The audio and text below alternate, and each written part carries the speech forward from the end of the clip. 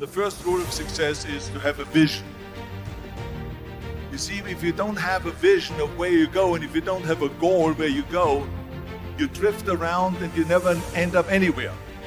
It's like you can have the best ship in the world, you can have the best airplane in the world. If the pilot or the captain doesn't know where to go, it will just drift around. It will not end up anywhere, or most likely in the wrong place.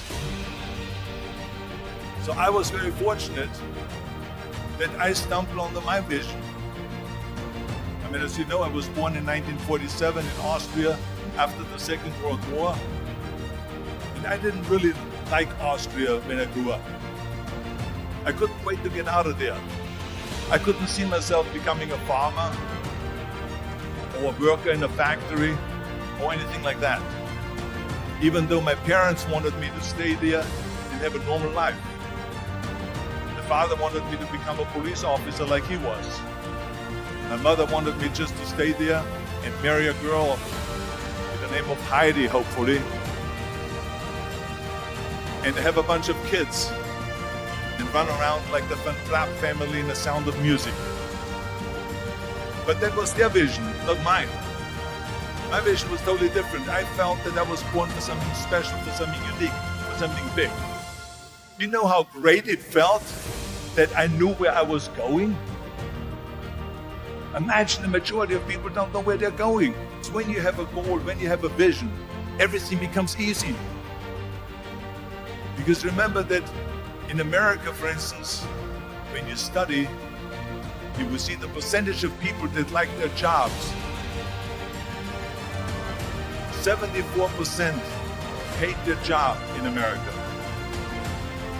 Now, there's not much different when you come to Europe. The majority of people don't like what they're doing because they're really not doing it because they didn't have a goal and they followed this goal. They just aimlessly drift around, and then all of a sudden there's a job opening, so they get their job because you have to work.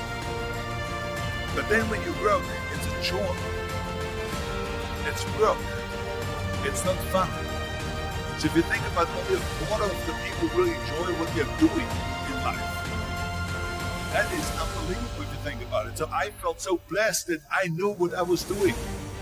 It's like a medical student that studies and knows he wants to become a doctor. You know where to go.